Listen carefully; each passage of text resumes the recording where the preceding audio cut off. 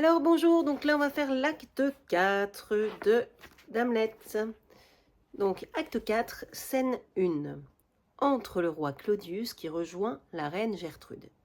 Claudius. Lourd doit être le sens de soupirs si profonds. Il faut nous le traduire, nous devons les comprendre. Où se trouve votre fils?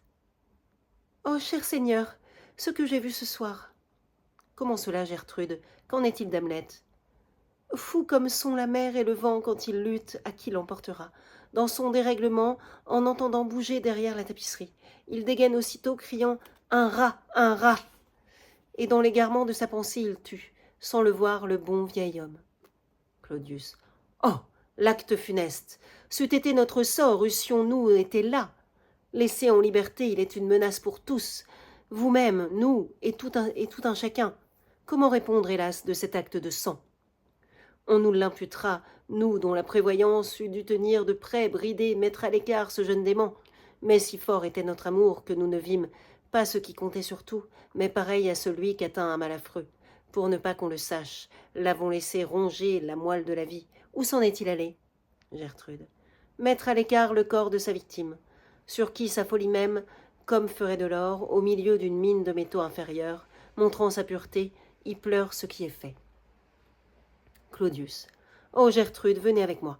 Le soleil n'aura pas plus tôt touché les monts que nous l'expédierons, et cet acte odieux, il faudra tout notre art et notre majesté pour le couvrir et l'excuser. Oh Guildenstern! Entre Rosencrantz et Guildenstern. Mes amis, l'un et l'autre, trouvez-vous du renfort. Hamlet, dans sa folie, a tué Polonius, et hors de chez sa mère, il a traîné son corps. Trouvez-le, parlez doux, ramenez la dépouille à la chapelle, je vous en prie, faites-le vite. Rosencrantz et Guildenstern sortent. Venez, Gertrude, réunissons nos amis les plus sages pour leur dire et nos intentions et ce qui s'est produit de si malencontreux. Oh, venez avec moi, mon cœur est contrarié et tout en désarroi. Ils sortent. Acte 4, scène 2. Entre le prince Hamlet. Hamlet. Le voilà en lieu sûr. Rosencrantz et Guildenstern de l'intérieur. Hamlet, monseigneur Hamlet! Quel est ce bruit? Qui appelle Hamlet? Entre Rosencrantz et Guildenstern. Ah, les voilà. Qu'avez-vous fait, monseigneur, du cadavre? Mêlé à la poussière, c'est là son élément. Dites-nous où il est, que nous allions le prendre pour le porter à la chapelle. Ne croyez pas cela. Croyez quoi? Que je puisse faire à votre guise sans garder mon secret. De plus, questionné par une éponge, que répondra le fils d'un roi? Rosencrantz. Me prenez-vous pour une éponge, monseigneur? Oui, monsieur, une éponge qui absorbe la faveur du roi, ses récompenses, l'autorité qui en découle. Mais ces officiers-là, c'est pour finir qu'ils rendent au roi le meilleur service. Ils les gardent comme le singe fait d'une pomme dans le coin de la joue, les premiers en bouche pour être avalés les derniers. Quand il aura besoin de ce que vous aurez glané, il lui suffira de vous presser et, éponge, vous serez de nouveau à sec. Rosencrantz. Je ne vous comprends pas, monseigneur. J'en suis bien aise. En sotte oreille, malin propos, sommeil. Rosencrantz. Monseigneur, il faut nous dire où est le corps et vous rendre après nous, auprès du roi. Hamlet. Le corps est avec le roi, mais le roi n'est pas avec le corps. Le roi est une espèce. Une espèce, monseigneur? De rien du tout. Menez-moi auprès de lui. Terre-toi, renard, et courez après. Il sort en courant, poursuivi par les autres. Acte 4, scène 3. Entre le roi Claudius. Claudius. Mon ordre est qu'on le cherche et qu'on trouve le corps, comme il est dangereux qu'il soit en liberté. Pourtant nous ne pouvons sévir selon la loi. Il est aimé de la multitude insensée, dont l'œil, non la raison, règle les sympathies, en quel cas l'on mesure la peine du coupable, mais nullement la faute. Pour aller sans accroc, il faut que son soudain éloignement ait l'air mûrement réfléchi. Aux maux désespérés, des soins désespérés peuvent être un remède. Ou alors rien n'y fait. Entre Rosencrantz. Eh bien, que s'est-il passé? Rosencrantz. Où se trouve le corps, monseigneur? Impossible de le lui faire dire. Mais lui, où est-il? Dehors, monseigneur, gardez, attendant vos ordres. Qu'on l'amène devant nous. Holà, Guildenstern, amenez monseigneur. Entre le prince Hamlet et Guildenstern. Allons, Hamlet, où est Polonius? À souper. À souper? Où cela? Non pas où il mange, mais où qu'il ait mangé. Une certaine assemblée de vers politiques se sont mis après lui. Il n'y a que le ver pour faire aussi bonne chère qu'un empereur. Nous engraissons toutes les autres créatures pour nous engraisser, et nous nous engraissons nous-mêmes pour les asticots. Roi bien gras et mendiant maigre, cela ne fait qu'un menu varié. 2 plats, mais pour une seule table, tout finit par là. Claudius, hélas, hélas. Hamlet, on peut prendre un poisson avec un ver qui a mangé d'un roi, et manger le poisson qui s'est nourri de ce ver. Que veux-tu dire par là? Rien, sinon vous montrer comment un roi peut se rendre en voyage officiel dans les tripes d'un mendiant. Où est Polonius? Au ciel. Envoyez-y voir. Si votre messager ne l'y trouve pas, allez le chercher vous-même à l'autre adresse. Mais sûrement, si vous ne l'avez pas trouvé d'ici un mois, vous ne manquerez pas de le flairer en montant les escaliers de la galerie. Allez voir s'il y est. Il vous attendra, n'ayez crainte. Claudius. Ton acte, Hamlet, pour ta propre sécurité, qui est notre souci, comme est grande notre peine, de ce que tu as fait, doit t'éloigner d'ici, en toute hâte. Fais donc tes préparatifs, le navire est paré et le vent favorable. Tes compagnons attendent, tout permet le départ pour l'Angleterre. Pour l'Angleterre? Oui, Hamlet. Bien. Oui, tout à fait, si tu connaissais nos desseins. Je vois un chérubin qui les voit, mais bon, en route pour l'Angleterre. Adieu, ma chère mère. Ton père qui t'aime, Hamlet. Ma mère, père et mère, sont mari et femme. Mari et femme sont une seule chair, et donc ma mère. Allons, en route pour l'Angleterre. Il sort. Claudius à Guildenstern. Suivez-le pas à pas. Poussez-le vite à bord. Point de retard. Je veux qu'il soit parti ce soir. Allez, car autrement tout est prêt et scellé, qui concerne l'affaire. Je vous prie, hâtez-vous. Guildenstern sort. Et toi, Angleterre, si mon amitié a quelque prix pour toi, ce dont mon grand pouvoir doit te faire convenir, vu que la cicatrice est fraîche encore et rouge, que t'as laissé l'épée danoise et que ta libre crainte nous rend hommage, tu ne peux pas traiter avec froideur nos instructions souveraines qui n'exigent rien de moins. Par lettre, on ne peut plus pressante à cet effet que la mort immédiate d'Hamlet. Fais-le, Angleterre, car ainsi que la fièvre il fait rage en mon sang, et tu dois m'en guérir. Tant que cela n'est pas, jamais, quoi qu'il arrive, rien ne me réjouira. Et il sort. Acte 4, scène 4. Entre Fortinbras avec une armée traversant la Seine. Fortinbras. Allez, capitaine, saluez de ma part le roi danois. Dites-lui qu'ayant eu son accord, Fortinbras demande la sûreté de passage promise, à travers son royaume. Vous savez comment nous rejoindre. Si sa majesté tient à parler avec nous, nous lui présenterons nos devoirs en personne. Faites-le lui savoir. Le capitaine. Je le fais, monseigneur. Et il sort. Fortinbras. Avancez sans crainte. Ils sortent au pas. Scène 5, acte 4. Donc, entre la reine Gertrude et Horatio. Gertrude. Je ne peux pas la voir. Horatio. Elle se montre pressante, en vérité hors d'elle. Il faut prendre en pitié son état. Que voudrait-elle?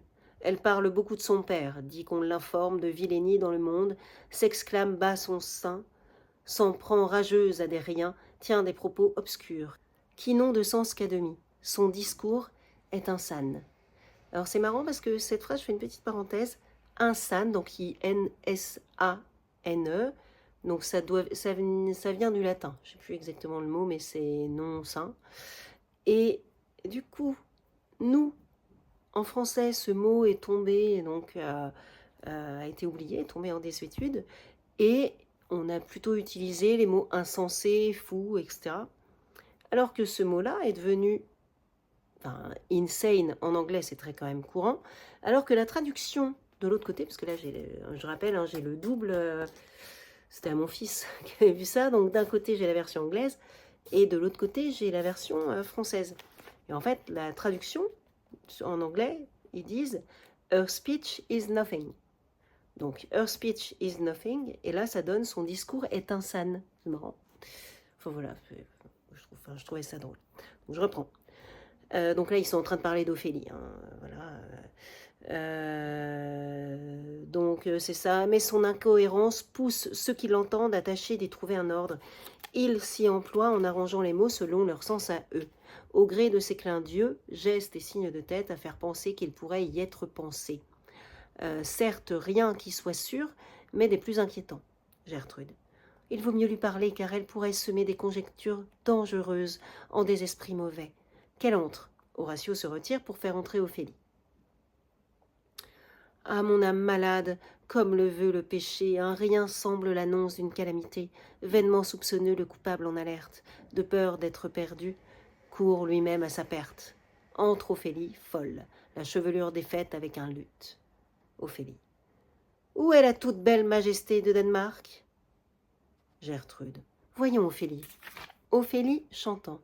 Comment d'un autre votre bel amour se reconnaît-il? Il porte avec sandales et bourdons, chapeau à coquille. Gertrude. Hélas, douce enfant, quel sens a cette chanson? Ophélie. Vous dites? Mais je vous en prie, écoutez plutôt, chantant. Le voici mort et mis en terre, madame, mort et mis en terre, près de sa tête un vert gazon, à ses pieds une pierre. Gertrude.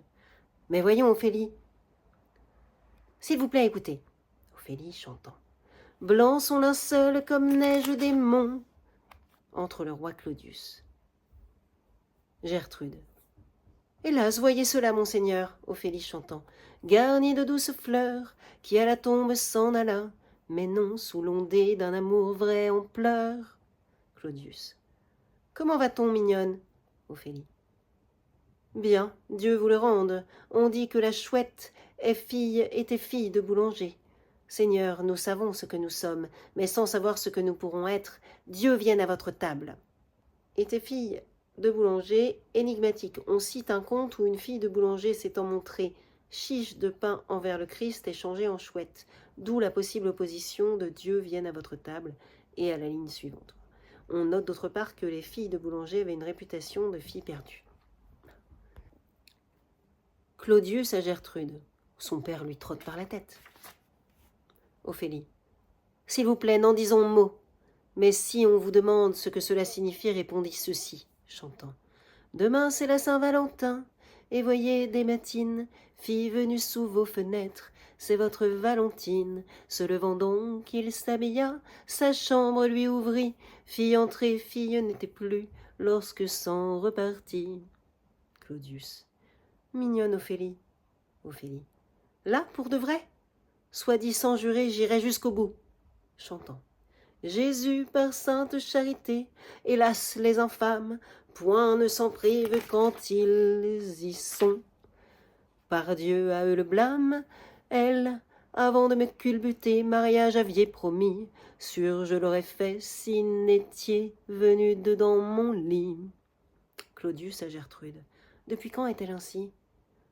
Ophélie. J'espère que tout ira bien. Il nous faut être patient, mais je ne peux m'empêcher de pleurer en pensant qu'on l'a couché dans la froide terre. Mon frère le saura. Là-dessus, je vous remercie de vos conseils. Allons, mon carrosse. Bonsoir, mesdames. Bonsoir, charmante dame. Bonsoir, bonsoir. Et elle sort. Claudius à Horatio. Suivez-la de près. Surveillez-la bien, je vous prie. Horatio sort. Oh, c'est le poison d'un profond chagrin. Il vient de la mort de son père.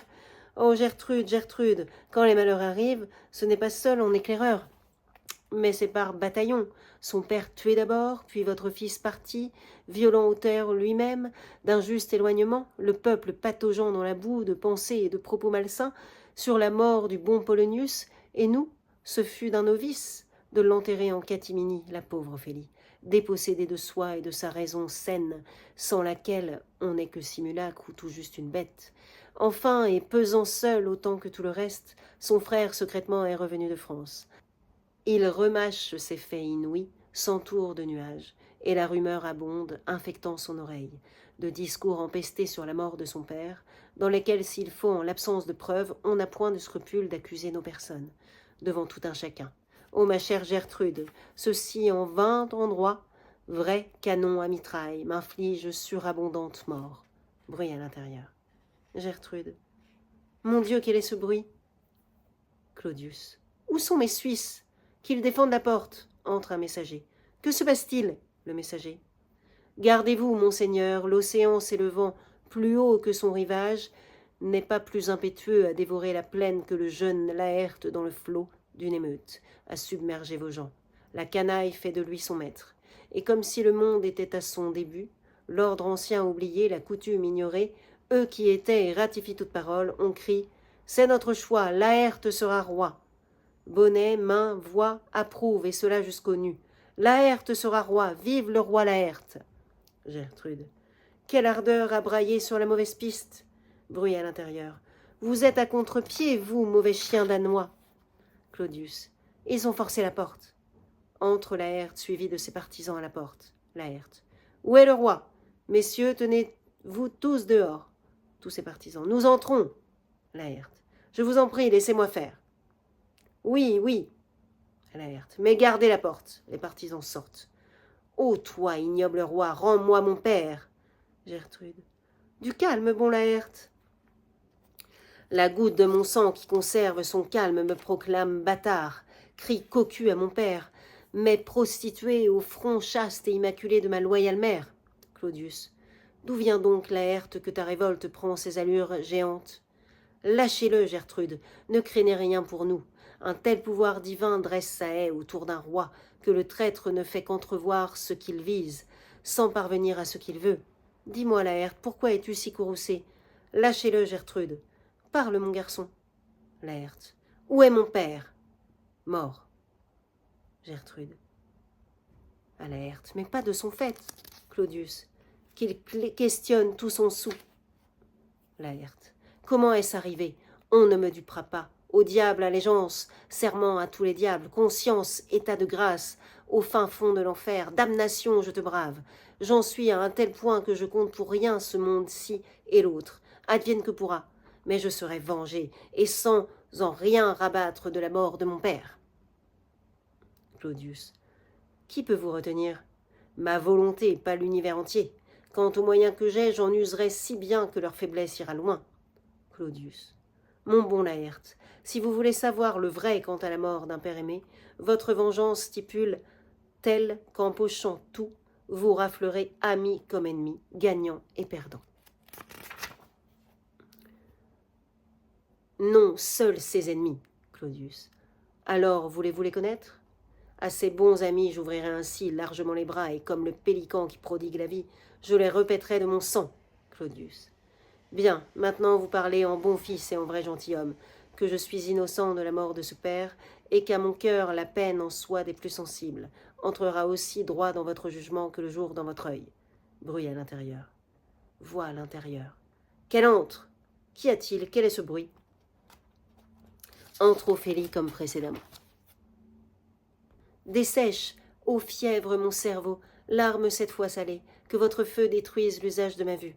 Par le ciel, ils paieront lourdement ta folie, et pour notre côté penchera la balance. Ô rose de mai, enfant chéri, tendre sœur, douce Ophélie, cieux, se peut-il que l'esprit d'une jeune fille soit tout aussi mortel que la vie d'un vieillard? La nature, en aimant sa fine et sa finesse, envoie une partie précieuse d'elle-même vers l'objet aimé. Ophélie chantant. Sur le brancard, visage nu, on l'a porté. Tradéri, tradéra, tradéri, tradéra. En plus d'une larme sur sa tombe a coulé, Dieu vous garde, ma colombe. Laërte. Si tu criais vengeance ayant tous tes esprits, tu ne convaincrais pas ainsi. Ophélie. Vous devez chanter ô gai ô, et vous, qu'on l'appelle gai ô gai. Oh, comme le refrain est à propos, c'est l'intendant infidèle qui a ravi la fille de son maître. Cela n'a pas de sens, mais en dit davantage. Ophélie. Voilà du romarin, c'est pour les souvenirs. S'il vous plaît, amour, souvenez-vous, et voici des pensées pour les rêves d'amour. Laërte, une leçon de folie, pensées et souvenirs adjugés où il faut. Ophélie. Voilà des fleurs de fenouil pour vous, et des encolis. Voilà de la rue pour vous, et en voici pour moi. On peut l'appeler herbe de grâce pour les dimanches. Oh, votre rue à vous est apportée comme un emblème différent. Voilà une pâquerette. J'aurais voulu vous donner quelques violettes, mais elles se sont toutes fanées le jour où mon père est mort. On dit qu'il a fait une bonne fin. Chantant. Car le charmant et doux Robin est toute ma joie. Laërte. Tristesse, affliction, souffrance, même l'enfer, elle en fait de la grâce et de la gentillesse. Ophélie chantant. Et alors? Il ne reviendra plus. Et alors? Il ne reviendra plus. Non, non, la mort l'a pris. Va-t-en mourir aussi? Il ne reviendra jamais plus.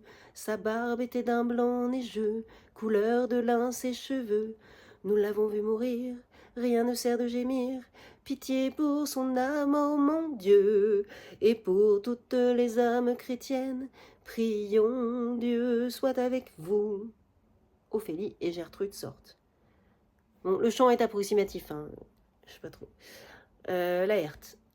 Pouvez-vous voir cela, ô mon Dieu? Claudius. Laërte, je dois avoir ma part de votre deuil, ou vous me faites tort. Retirez-vous un peu, prenez qui vous voudrez parmi vos amis les plus sages pour nous entendre et juger entre vous et moi. Si de façon directe ou par intermédiaire, il nous voit impliqués, nous vous livrons royaume, couronne, vie et tout ce que nous disons nôtre, à titre de réparation. Au cas contraire qu'il vous plaise d'user de patience avec nous, et nous travaillerons d'accord avec votre âme pour qu'elle ait due satisfaction. Laërte. Qu'il en soit ainsi. La cause de sa mort, sa mise en terre obscure, sur ses os, nul trophée, épée ou écusson, ni noble rite et cérémonie dans les règles, me crie comme du ciel interpellant la terre que je dois tout mettre en question. Claudius. Vous le ferez, et que tombe la hache où le crime est prouvé. Venez, je vous prie. Et ils sortent. Acte 4, scène 6. Entre Horatio et un serviteur. Horatio. Quels sont ces gens qui voudraient me parler? Le serviteur. Des marins, monsieur. Ils ont, disent-ils, une lettre pour vous. Horatio. Qu'ils entrent. Le serviteur sort. Je ne vois pas au monde d'où me viendrait un message, sinon de monseigneur Hamlet. Entre des marins. Un marin. Dieu vous bénisse, monsieur. Qu'il te bénisse aussi. Le fera, monsieur, s'il veut bien. Il y a une lettre pour vous, monsieur. Elle vient de l'ambassadeur qui allait en Angleterre. Si du moins votre nom est Horatio, comme je me le suis laissé dire. Horatio lisant. Horatio, quand tu auras lu ceci, procure à ces gens un moyen d'accès auprès du roi. Ils ont des lettres pour lui. Nous n'étions pas depuis 2 jours en mer lorsqu'un pirate armé en vrai vaisseau de guerre nous prit en chasse. Nous voyant d'allure trop lente, nous fîmes montre d'un courage obligé, et au cours de l'abordage, je sautai sur leur pont. En un instant, ils s'étaient dégagés, si bien que je devins leur seul prisonnier. Ils m'ont traité comme des larrons de miséricorde, mais ils savaient ce qu'ils faisaient. J'aurais à leur rendre service. Fais tenir au roi les lettres que j'envoie et viens me rejoindre avec autant de hâte que tu fuirais la mort. J'ai à te dire à l'oreille des mots qui te rendront muet. Encore sont-ils trop faibles pour le calibre de l'affaire. Ces braves gens te conduiront là où je suis. Rosenkrantz et Guildenstern poursuivent leur route vers l'Angleterre. Sur leur compte, j'ai beaucoup à te dire. Adieu, celui que tu sais. Tiens, Hamlet. Venez, que je vous ferai une voie pour les lettres, et faites au plus vite pour pouvoir me conduire à celui dont vous les tenez. Et il sort. Oui. Acte 4, scène 7. Entre le roi Claudius et Laërte. Claudius. En conscience, dès lors, vous devez m'acquitter et me tenir en votre cœur pour un ami. Puisque bien informé, vous savez désormais que celui qui a tué votre noble père en voulait à ma vie. Laërte. C'est assez clair, mais dites-moi pourquoi vous n'avez pas engagé de poursuite contre des forfaits d'une gravité aussi capitale, quand votre sûreté, votre sagesse et tout le reste vous y poussaient fortement. Oh, pour 2 raisons spéciales, qu'à vos yeux peut-être sembleront assez faibles, mais qui comptent pour moi. La reine et sa mère ne vit quasiment pas sans le voir, et pour moi, que ce soit mon honneur ou que ce soit ma perte, elle est si fort liée à ma vie et à mon âme, que de même qu'un astre ne sort pas de sa sphère, je ne puis me mouvoir sans elle. L'autre motif qui s'opposait à une accusation publique est le très grand amour que lui portent les gens, qui, trempant tous ses torts dans leur affection, iraient comme la source où le bois devient pierre, changer ses fautes en vertu. Alors mes flèches trop légères de bois, pour un vent si violent, se seraient rabattues retournant à mon arc, au lieu d'atteindre leur but. Laërte. Et c'est ainsi que j'ai perdu un noble père, que je vois d'une sœur le cas désespéré, elle qui, si l'éloge restitue le passé, fut au plus haut dans ses perfections un défi lancé à notre temps. Mais j'aurai ma vengeance. N'y perdez pas votre sommeil, n'allez pas croire que nous soyons d'étoffe assez inerte et veule pour laisser le danger nous tirer par la barbe et le trouver plaisant. D'ici peu vous en saurez plus. J'aimais votre père. Nous nous aimons nous-mêmes. Et cela, je l'espère, vous fait imaginer.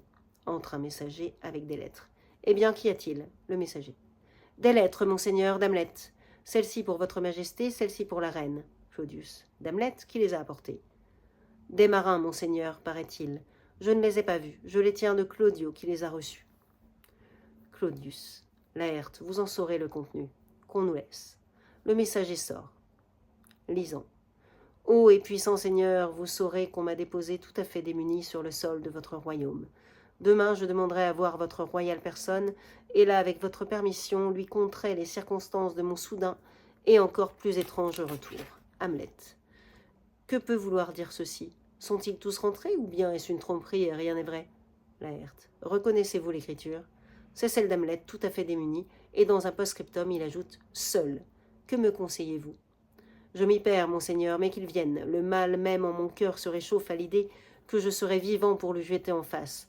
Voilà comme tu as fait. Claudius. Si c'est ainsi, Laërte, mais cela se peut-il et comment autrement? Voulez-vous m'entendre? Si vous n'entendez pas à me contraindre à la paix. Claudius. Ta propre paix, s'il est maintenant de retour, se dérobant à son voyage et qu'il refuse de le reprendre, je vais faire en sorte qu'il tente un exploit dont l'idée vient de mûrir en moi, et qui ne peut manquer de le voir succomber. Nul ne soufflera mot d'un blâme pour sa mort, et sa mère elle-même, n'y voyant pas de piège, dira que c'est un accident. Voici 2 mois se trouvait parmi nous un gentilhomme normand. Je connais les Français et j'ai servi contre eux. Ils sont bons cavaliers, mais ce brillant sujet l'était avec magie. En selle quasi enracinée, il obtenait de sa monture de vraies merveilles, comme si d'un seul corps avec elle il tenait la moitié de la noble bête. Cela me dépassait, au point qu'en figure inventée et virtuosité, je reste loin derrière. Laërte. Un Normand, dites-vous? Un Normand. Laërte. Sur ma vie, c'est la mort? L-A-M-O-R-D. L'intention de ce nom inventé est d'autant plus claire qu'il suit immédiatement life, la vie. Sur ma vie, c'est la mort. Enfin, voilà. Le cavalier normand est pris comme emblème du macabre dernier acte. Et vu qu'il est français, dans la traduction, là en anglais, c'est Upon my life, la mort. Donc, sur ma vie, Upon my life, la mort. Et donc la mort, c'est le même en anglais et en français. Voilà. Claudius, lui-même exactement. Je le connais fort bien, c'est vraiment le joyau et la perle de sa nation.